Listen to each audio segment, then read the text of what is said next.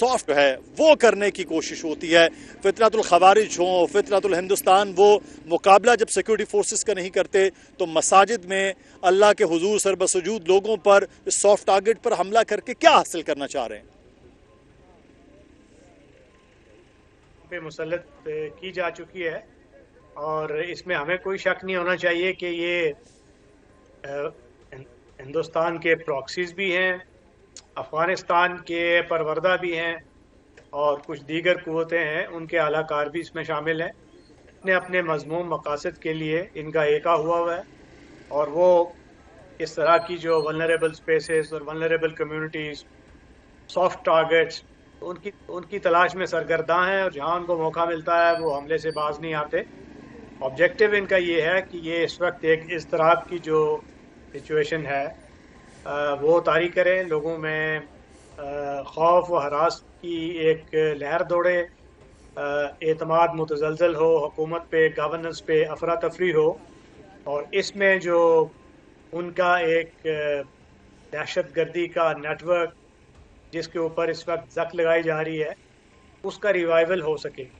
اور اس کے تانے بانے یہ جو آرگنائزڈ کرائم سے بھی ملتے ہیں، جس پہ ہاتھ ڈالا گیا ہے، اسمگلنگ کو روکا گیا ہے، جو غیر قانونی تجارت ہے وہ بند ہے، اور اس وقت تو افغان ٹرانزٹ ٹریڈ پہ بھی یہ پابندی لگی ہوئی ہے کیونکہ افغان طالبان رجیم نے دانش مندی کا ثبوت نہیں دیا اور افغانستان کو آماجگاہ بننے دیا دہشت گردوں کی. اس سے وہ خود بھی متاثر ہیں، خطہ بھی متاثر ہو رہا ہے.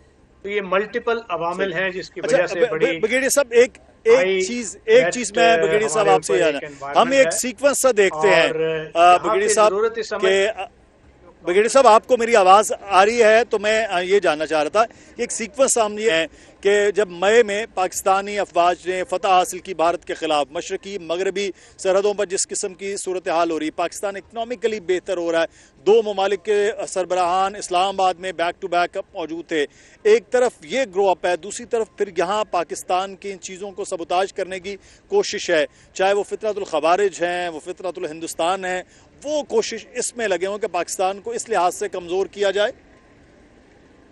دیکھیے، پاکستان نے اپنی بہت کامیاب سفارت کاری کے ذریعے اپنی جو آپشنز ہیں اس کو تو میکسیمائز کیا ہے.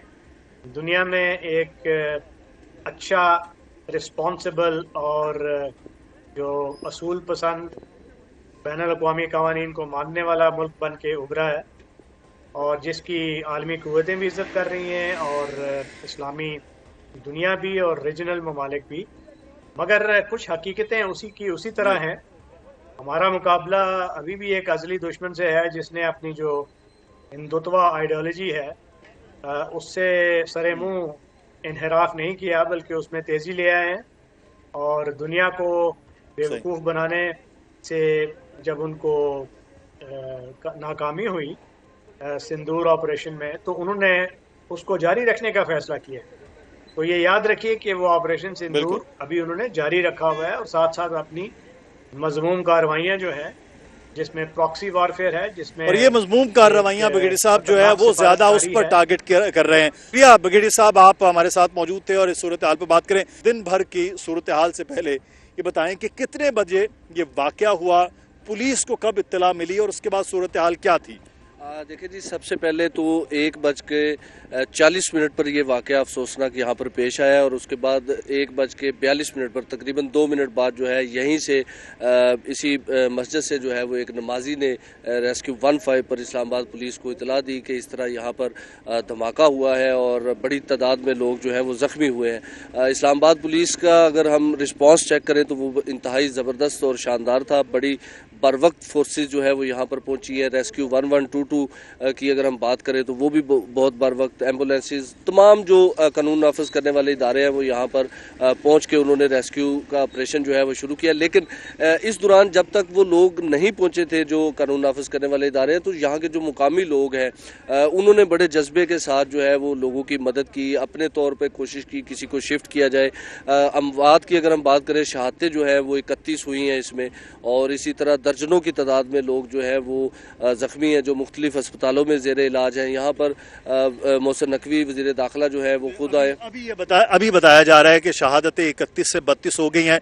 हर जान इंतहाई कीमती जो आज इस अफसोसनाक साने में हुई है। इस तरह ज़ख्मियों की क्योंकि तादाद बहुत ज़्यादा है, कुछ क्रिटिकल है नाज़रीन, उन क्रिटिकल ज़ख्मियों में से एक शख्स के बारे में बताया जा रहा है कि अभी उनकी शहादत हो गई है। अच्छा, एक चीज़ मैं यहाँ से आपसे जानना चाहूँगी, यहाँ पूरा ये कोई ऐसा इलाका नहीं है कि खुला कोई रास्ता हो जहाँ पे बड़ी कोई मसाजिद हो, मस्जिद भी कोई बहुत बड़ी नहीं है। इस तरह के इलाके को टारगेट करना रिलेटिवली उनके लिए ज़्यादा आसान था कि सिक्योरिटी कम होगी, चीज़ें होंगी। जब ये वाक़या हुआ है तो सिक्योरिटी भी तो यहाँ इनकी अपनी मसाजिद की भी मौजूद होती है। यकीनन देखें, ये चूँकि एक मुज़ाफ़ाती इलाका है और मुज़ाफ़ाती इलाके में उनको टारगेट करना जो है वो आसान था, लेकिन उसके बावजूद वो उस तरह जो है वो कामयाब नहीं हो सके हैं। उसकी वजह ये रही है कि जब वो यहाँ पर पहुँचा है दहशतगर्द, CCTV फुटेज भी सामने आई है, उसमें भी हल्का अंदाज़ा जो है वो लगाया जा सकता है। तो जो यहाँ पे मस्जिद का जो सिक्योरिटी का अमला था उन्होंने रोका। जब रोका तो फिर उसने पहले 2 से 3 फायर किए हैं। ये एनी शाहिदीन ने हमें यहाँ पर रिपोर्ट किया है, 2 से 3 फायर किए हैं। वो फायर जो है उन्होंने वो जो दहशतगर्द है उसने सिक्योरिटी गार्ड्स को निशाना बनाया। जब वो सिक्योरिटी गार्ड्स को हराने में कामयाब हुआ तो अंदर जो मस्जिद में जो लोग मौजूद थे उन्होंने ये ऑब्जर्व किया कि शायद ये जिस तरह ऑस्ट्रेलिया में न्यूजीलैंड में एक वाकया पेश आया था कि वो एक शख्स जो है वो अंदर दाखिल हुआ और सब कुछ फायरिंग करता रहा, तो उन्होंने समझा शायद कोई इस तरह का शख्स है तो इसको दबोच लेते हैं। तो लोग एकदम सहन में जो है वो बड़ी तादाद में जमा हो गए उसके इर्द गिर्द और उसको दबोचने की कोशिश की। इसी दौरान उसने ब्लास्ट कर दिया और यही वो चाहता था कि लोग ज्यादा से ज्यादा जितने ज्यादा जमा होंगे तो उतना ये बड़ा जो है वो ब्लास्ट हो सके। यहाँ पे कुछ ऐसे भी एनी शाहिदीन हैं जिनसे हमने बात की है, वो कहते हैं कि हम उस वक्त जो मस्जिद में नमाज अदा कर रहे थे हम फ्रंट लाइनों में थे। अगर हम फ्रंट लाइनों में नहीं होते, पीछे होते, तो फिर हम भी या जख्मी होते या फिर शहीद हो चुके होते। तो आगे वाली लाइनों में कुछ लोग बचे। इसका मतलब ये है कि वो एंड तक नहीं जा सका जहाँ तक उसने पहुँचना था। अब उसकी जो शनाख्त का अमल है वो भी तकरीबन नादरा की मदद से जो है वो उसकी शनाख्त आई है। आपकी शनाख्त के हवाले से भी ये बात करते हैं कि उसकी शनाख्त क्या हुई है।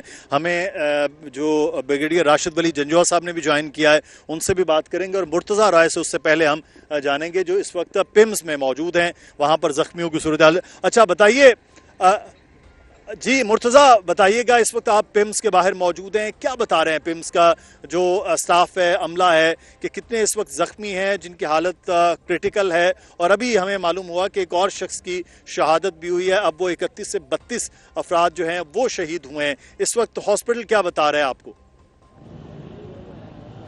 आज बिल्कुल मजमूई तौर पे मुदस्सर साहब यहाँ पे जो ज़ख्मी लाए गए थे वो 149 थे और इस वक्त यहाँ पे 125 ज़ख्मी मौजूद हैं, यानी जो 24 ज़ख्मी थे उनको मरहम पट्टी करके उनको यहाँ से डिस्चार्ज कर दिया गया है। और यहाँ पर इस वक्त जो ज़ख्मी हैं 125, उनमें से भी कोई 20 से 25 ऐसे अफराद हैं जो क्रिटिकल हैं, जिनकी हालत तशवीशनाक है। इसके अलावा यहाँ पर जो डेड बॉडीज़ लाई गई थी वो 28 थी और साथ में जो हॉस्पिटल है पोली क्लिनिक, वहाँ पर 4 डेड बॉडीज़ लाई गई थी। तो मजमूई तौर पर जो 32 डेड बॉडीज़ हैं इस हादसे में वो अब तक रिपोर्ट हुई हैं। इसके अलावा यहाँ पे वफाकी वजीर सेहत जो मुस्तफ़ा कमाल हैं उन्होंने भी अभी थोड़ी देर पहले यहाँ पे विजिट किया, ज़ख्मियों की उन्होंने तीमारदारी की। और आप जानते हैं कि मुस्तफ़ा कमाल वो कराची में थे और एमरजेंसी में उन्होंने वहाँ से फ़्लाइट पकड़ी और यहाँ डायरेक्ट पहले वो पिम्स हॉस्पिटल में पहुँचे और यहाँ की सूरत हाल का इन्होंने जायज़ा लिया।